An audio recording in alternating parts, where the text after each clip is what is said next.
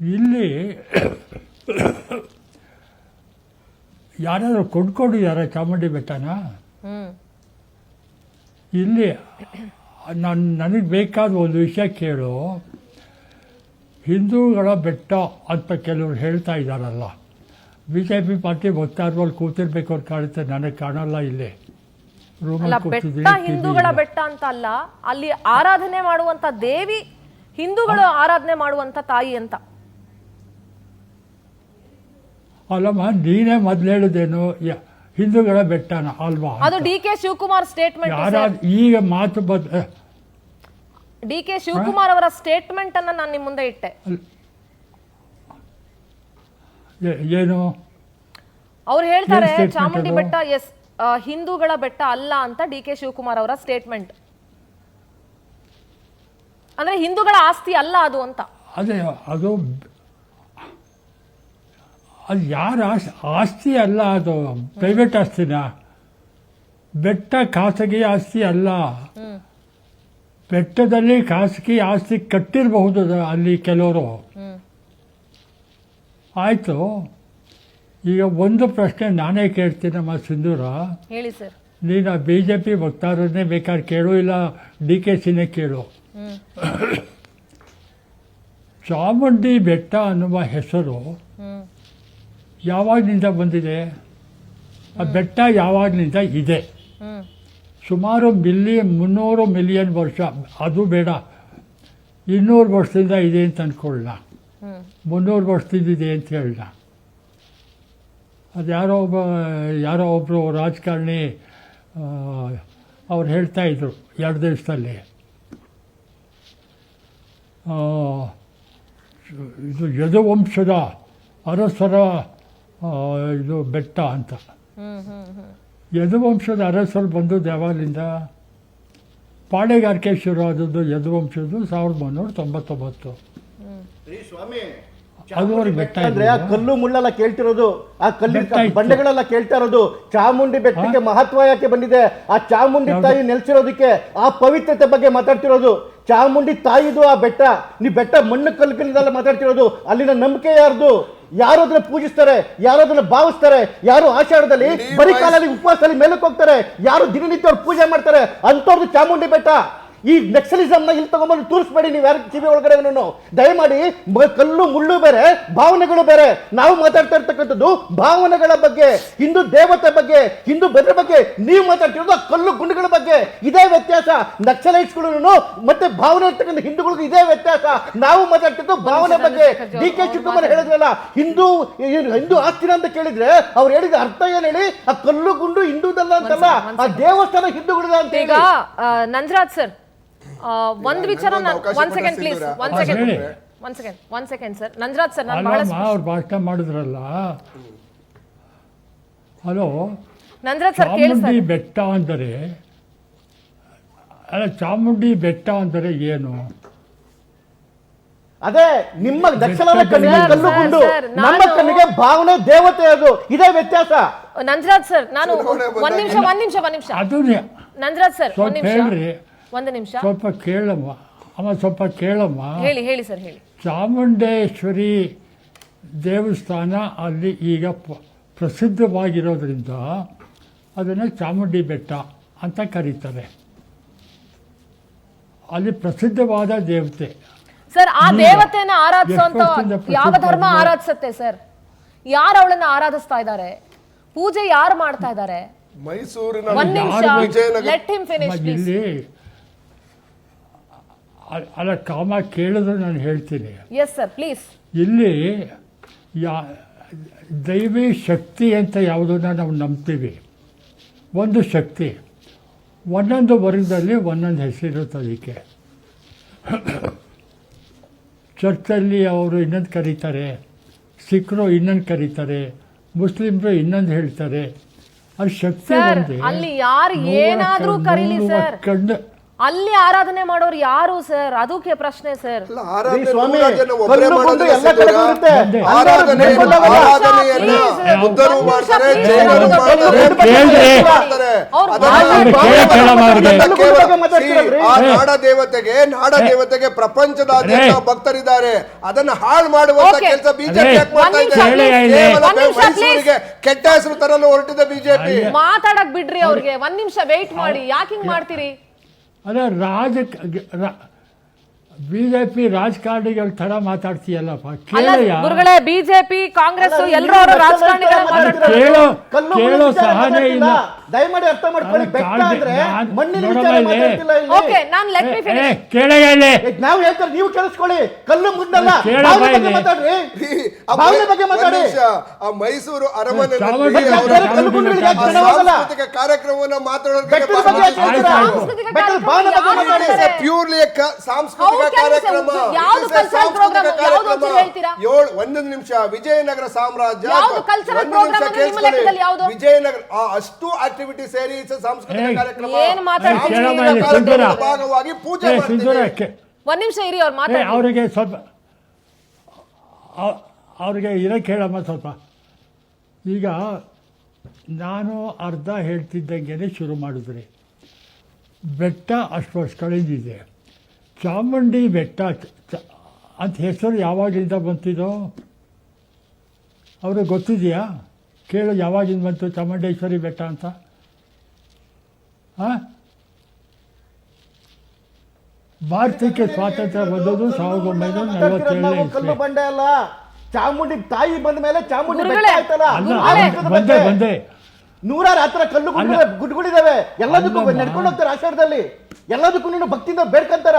ಇಲ್ಲ, ಇದಕ್ಕೆ ಯಾಕೆ ಭಕ್ತಿಯಿಂದ ಬೇಡ್ಕಂತಾರೆ ನಂಜರಾಜ್ ಅಂದ್ರೆ ಸರ್, ಇದು ಈಗ- ಕಲ್ಲು ಗುಂಡಲ್ಲ. ಇಲ್ಲಿ ತಾಯಿ ನೆಲೆಸಿದಾಳೆ. ತಾಯಿ ನೆಲೆಸಿದ ಮೇಲೆ ಪವಿತ್ರ ಆಗಿದ್ದು. ನಂಜರಾಜ್ ತಾಯಿ ಸರ್. ನೆಲೆಸಕ್ ಮುಂಚೆ ಅದು ಕಲ್ಲು ಗುಂಡೆ. ಒಂದು ನಿಮಿಷ, ಏ, ಅದನ್ನ ತಾಯಿ ಅಲ್ಲೇ ಬಂದು ನೆಲೆಸಿದ್ದಲ್ಲ, ಅದನ್ನ ಏ, ಸೃಷ್ಟಿ ಮಿಸ್ಟರ್, ಮಾಡಿ ಕೇಳಯ್ಯ ಇಲ್ಲಿ. ಚಾಮುಂಡಿ ಒಂದ್ ಬೆಟ್ಟದ ನಿಮಿಷ ಮೇಲೆ ಏ, ಕೇಳಪ್ಪ ಇಲ್ಲಿ. ಕೇಳಿಸ್ಕೊಳ್ಳಿ ಅಲ್ಲಿ. ಅವ್ರು ಕೇಳೋ ಸಹಜನೇ ಇಲ್ವಲ್ಲಮ್ಮ. ಪಕ್ಕ ರಾಜಕಾರಣಿ ಮಾತಾಡ್ತಾನೆ. ನೀವ್ ಹೇಳಿ ಸರ್, ನೀವ್ ಹೇಳಿ. ಎಷ್ಟು ವರ್ಷದಿಂದ ಚಾಮುಂಡಿ ಬೆಟ್ಟ ಅಂತ ಹೆಸರು ಬಂದೋದು ಅದಕ್ಕೆ ಗೊತ್ತಾ ತಗ್ಗೆ? ಸರ್ ನೀವೇ ಹೇಳ್ಬಿಟ್ಟು ಕೇಳು. ಹೇಳಿ sir. Time we are running out of the time. ನೀವೇ ಹೇಳ್ಬಿಡಿ ಪ್ಲೀಸ್. ಭಾಷಾ ಮಾಸ್ತರ್ ಇಲ್ಲ, ನಾನಲ್ಲ ಅಷ್ಟೆಲ್ಲ ಮಾತಾಡೋ ನೋಡಮ್ಮ, ಅಷ್ಟೆಲ್ಲ ಮಾತಾಡ್ಬೇಕು, ಎಲ್ಲಾನು ಸರ್, ಗೊತ್ತಿರಬೇಕು. ಒಂದ್ ಕೆಲ್ಸ ಮಾಡಿ ಸರ್, ಚಾಮುಂಡಿ ನಾನು- ಬೆಟ್ಟ ನಾನು ಅಂತ ಸ್ಪಷ್ಟ- ಅದಕ್ಕೆ ಸರ್ ಒಂದ್ ಪ್ರಶ್ನೆಗೆ ಉತ್ತರ ಕೊಡಿ ನಂಜರಾಜ್ ಸರ್. ಸರ್ ಒಂದ್ ಪ್ರಶ್ನೆಗೆ ಉತ್ತರ ಕೊಡಿ. ಚಾಮುಂಡಿ ಬೆಟ್ಟ, ಹೇಳು. ಚಾಮುಂಡೇಶ್ವರಿ ದೇವರ ಮೂರ್ತಿ ಪ್ರತಿಷ್ಠಾಪನೆ ಆದಾಗಿನಿಂದಲೂ ಇಲ್ಲಿಯವರೆಗೆ ಯಾರು ಅದರ ಪೂಜೆಯನ್ನ ಮಾಡ್ಕೊಂಡು ಬಂದಿದ್ದಾರೆ? ಯಾವ ಧರ್ಮೀಯರಲ್ಲಿ? ಒಂದ್ ನಿಮಿಷ ರಘುದೊಡ್ಡವರೇ, please kindly please hold on, let me finish my words. ತಪ್ಪು ಮಾಹಿತಿ ಯಾಕೆ ತಪ್ಪು ಮಾಹಿತಿ ಕೊಡ್ತಾ ಇದ್ದೀನಿ? ಯಾಕೆ ತಪ್ಪು ಮಾಹಿತಿ ಕೊಡ್ತಾ ಇದ್ದೀನಿ? ಹಿಂದೂಗಳು ಮಾತ್ರ ಹೋಗ್ತಾ ಇಲ್ಲ ಅಲ್ಲಿಗೆ. ಏನ್ರಿ ಇದು? ಏನ್ debate ಮಾಡ್ತಾ ಇದ್ದೀರಿ ನೀವು? ಈ ದೇಶದ ತಾಯಿ ಮೇಲೆ ನಂಬಿಕೆ ಇಂಥ ಇರ್ತಕ್ಕಂಥ ಧರ್ಮದ್ರೋಹಿಗಳ ಎಲ್ಲರೂ ಬಗ್ಗೆ ಒಪ್ಪಿಸ್ಕೊಳ್ತೀರಲ್ರಿ ನೀವು? ಹಿಂದೂಗಳು ಹೋಗ್ತಾರೆ, ಮುಸ್ಲಿಮ್ಸ್ ಹೋಗ್ತಾರೆ, ಕ್ರಿಶ್ಚಿಯನ್ಸ್ ಹೋಗ್ತಾರೆ, ಎಲ್ಲರೂ ಹೋಗ್ತಾರೆ, ಪೂಜೆಯನ್ನ ಮಾಡ್ತಾರೆ. ಅದು ಧಾರ್ಮಿಕ, ಅದು ಹಿಂದೂಗಳೇ, ಓದಾಕಿದ್ದೀರಲ್ಲ, ಕೇಳಿಸ್ಕೊಳ್ಳಿ. ಚಾಮುಂಡಿ ಅವರನ್ನ ನಂಬಿಕೆ ಹಿಂದೂಗಳೇ, ಯಾರು ಕೇಳಿಸ್ಕೊಳ್ಳಿ. ನಂಬಿದ್ದಾರೆ? ಓದಾಕಿದ್ದೀರಲ್ಲ. Can you please stop? Umar Sharif ಅವರೇ, ನನ್ನ ಧ್ವನಿ ಕೇಳಿಸ್ತಾ ಇದೆ ನಿಮ್ಗೆ ಅಂತ ಅಂದ್ಕೊಳ್ತೀನಿ. ನಂಜರಾಜ್ ಸರ್ ಒಂದ್ ನಿಮಿಷ ಸರ್. ಉಮರ್ ಶರೀಫ್ ಅವರೇ, ನಿಮ್ಮಲ್ಲಿ ಚಾಮುಂಡಿ ಬೆಟ್ಟಕ್ಕೆ ಒಂದು ವೀಕ್ಷಣೆಗೋಸ್ಕರ ಹೋಗೋದು ಬೇರೆ. ನಾನು ನಿಮ್ಮನ್ನ ಉಮರ್ ಶರೀಫ್ ಅವರೇ, ಅರ್ಥ ಆಗ್ತಿದ್ಯಾ? ನಾನು ಕೇಳಿಸ್ಕೊಳ್ತಾ ಇದ್ದೀರಾ ನನ್ನ ಮಾತು? ಕೇಳಿಸ್ತಿದೆ. ಕರ್ನಾಟಕದಲ್ಲಿ ಸಾವಿರಾರು ಪ್ರವಾಸ ತಾಣಗಳಿದಾವೆ.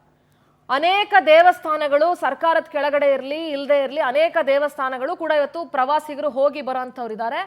ದೇಶ ವಿದೇಶಗಳಿಂದ ವಿದೇಶಿಗರು ಬಂದು ಆ ದೇವಸ್ಥಾನಗಳಿಗೆ ಹೋಗೋ. ಈಗ ಫಾರ್ ಎಕ್ಸಾಂಪಲ್ ಗೋಕರ್ಣ ತಗೊಂಡ್ರೆ, ಗೋಕರ್ಣದಲ್ಲಿ ಎಷ್ಟೋ ಜನ ಫಾರಿನರ್ಸ್ ಬಂದು ಅಲ್ಲೇ ಕೂತ್ಕೊಂಡು ಜಪ ಮಾಡ್ತಾರೆ, ತಪ ಮಾಡ್ತಾರೆ, ಎಲ್ಲ ಮಾಡ್ತಾರೆ.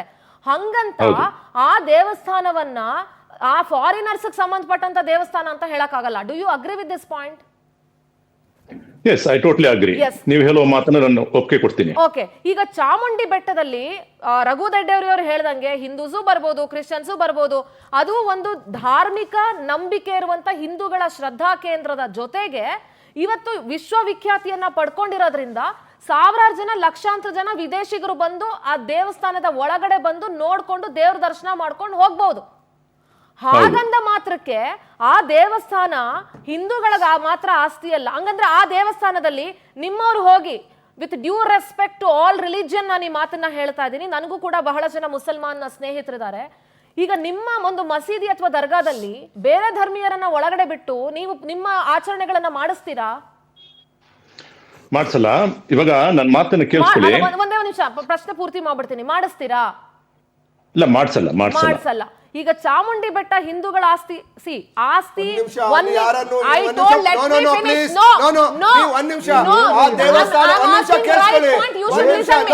ಆ ದೇವಸ್ಥಾನದಲ್ಲಿ ಅರ್ಚಕರನ್ನ ಬಿಟ್ಟು ಬೇರೆ ಯಾರು ಪೂಜೆ ಮಾಡೋದಿಲ್ಲ.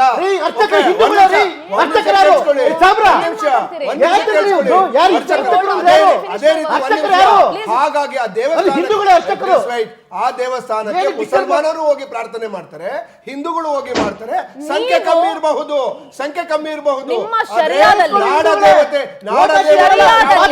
ನಾಡದೇವತೆ ಚಾಮುಂಡೇಶ್ವರಿ ಕೇವಲ ಒಂದು ಧರ್ಮವನ್ನು ರಕ್ಷಿಸೋದಕ್ಕೋಸ್ಕರ ಅಲ್ಲ, ಇಡೀ ನಾಡನ್ನ ರಕ್ಷಣೆ ಮಾಡತಕ್ಕಂತ ತಾಯಿಯವರು. ಹಾಗಾಗಿ ನೀವು ರಾಂಗ್ ಪ್ರೊಪಗೇಷನ್ ದಯವಿಟ್ಟು ಮಾಡಬೇಡಿ. ನೀವು ರಾಂಗ್ ಪ್ರೊಪಗೇಷನ್ ನಾಡದೇವತೆ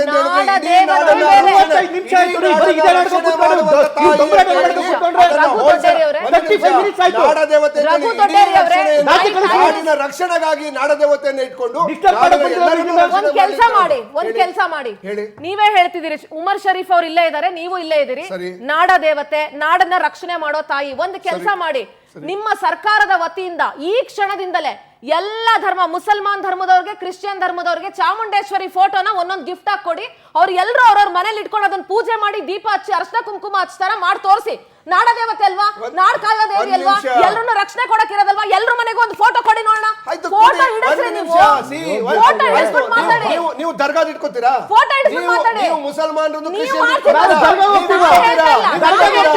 ಇಟ್ಕೋತೀರಾ?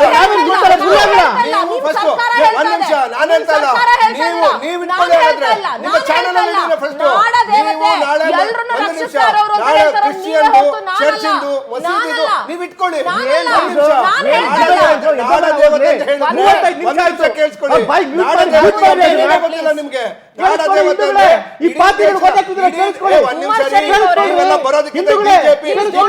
ಈ ಕೆಟ್ಟ ಪಕ್ಷ ಬರೋದಕ್ಕಿಂತ ಮೊದಲು ಎಲ್ಲರೂ ಈ ದೇಶದಲ್ಲಿ ಜನರ ಭಾವನೆಗಳ ಮೇಲೆ ಹಾಳು ಮಾಡ್ತಕ್ಕಂಥ ಬಿಜೆಪಿಯನ್ನು ತೀರ್ಮಾನ ಮಾಡಿದ್ದಾರೆ. ಅದನ್ನ ನೀವು ಪ್ರಚೋದನೆ ಮಾಡಬಾರ್ದು. ನೀವು ಮಾಧ್ಯಮದಲ್ಲಿ ಯಾರೊಬ್ಬರ ಆಸ್ತಿ ಅಲ್ಲ, ಇಡೀ ನಾಳೆಗೆ ಚಾಮುಂಡಿ ಕಪ್ಪಳ ಕೊಡ್ತೀನಿ.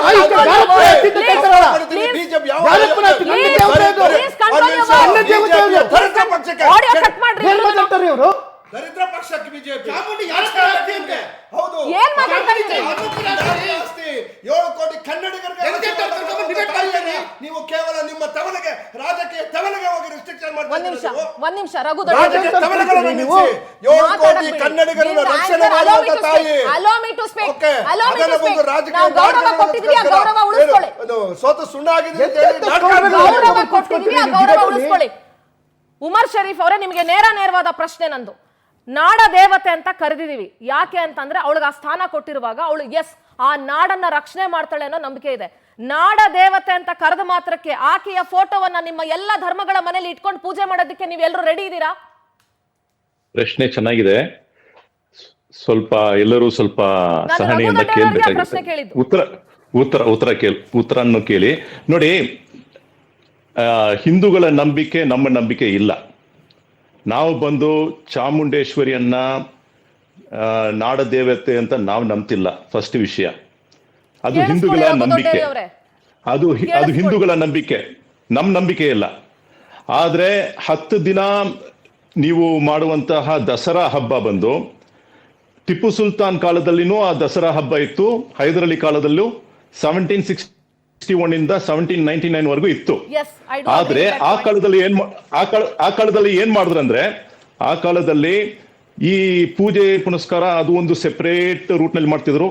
ಮತ್ತೆ ಈ ಆಚರಣೆ ಅಂದ್ರೆ ರಾಜಕೀಯ ಆಚರಣೆ ಅಂತ ಸೇನೆಗಳ ಪಡೆಯನ್ನು ತೋರಿಸ್ಕೊಂಡು, ನಮ್ಮ ಬಲವನ್ನು ತೋರಿಸ್ಕೊಂಡು ಅಂತಹ ಪ್ರದರ್ಶನ ಮಾಡುವಂತಹ ರೀತಿಯಲ್ಲಿ 10 ದಿನ ಆ ಒಂದು ಹಬ್ಬವನ್ನು ಕೂಡ ಮಾಡಲಾಯಿತು.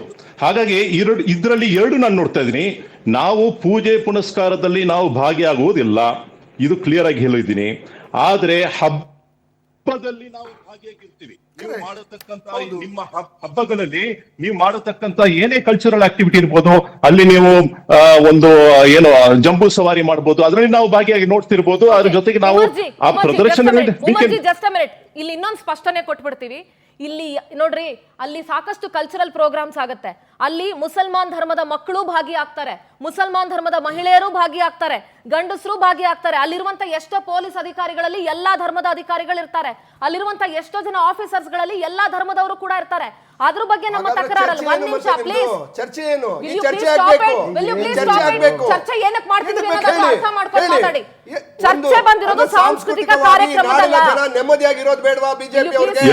ಜನರನ್ನ ಹಾಳು ಮಾಡುವುದೇ, ಜನರನ್ನ ಭಾವನಾತ್ಮಕವಾಗಿ ಡಿವೈಡ್ ಮಾಡೋದೇ ಅವರ ಧರ್ಮವನ್ನ. ಒಂದು ಮಾತು ಕೇಳ್ಕೊಳ್ಳಿ, ಈ ಭಾರತದಲ್ಲಿ ಒಂದು ಮಾತು ಕೇಳ್ಕೊಳ್ಳಿ, 7 ಕೋಟಿ ಕನ್ನಡಿಗರನ್ನ ರಕ್ಷಣೆ ಮಾಡುವಂತ ಅವ್ರ ಮಾತು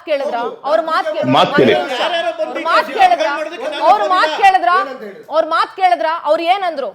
ನಾಡದೇವಿ ಅಂತ ನಾವು ಚಾಮುಂಡಿಯನ್ನ ಒಪ್ಕೊಳ್ಳೋದಿಲ್ಲ ಅಂತ ಹೇಳಿದ್ರು. ಒಂದು ನಿಮಿಷ, ಉಮರ್ ಶರೀಫ್ ಅಲ್ಲ ಒಪ್ಕೊಳ್ಳೋದು. ಉಮರ್ ಶರೀಫ್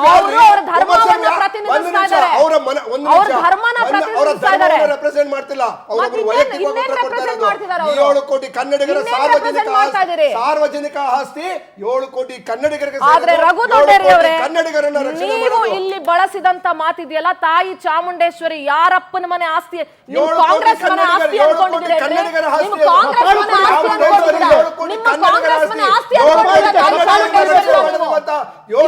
ಮುಖ್ಯವಾಗಿ ಒಂದು ಮಾತು ತಿಳ್ಕೊಳ್ಳಿ, ನಿಮ್ಮ ಕೆಪಿಸಿಸಿ ಮನೆ ಆಸ್ತಿ ಅಂತ ಅನ್ಕೊಂಡಿದ್ದೀರಾ ನೀವು ಚಾಮುಂಡೇಶ್ವರಿ?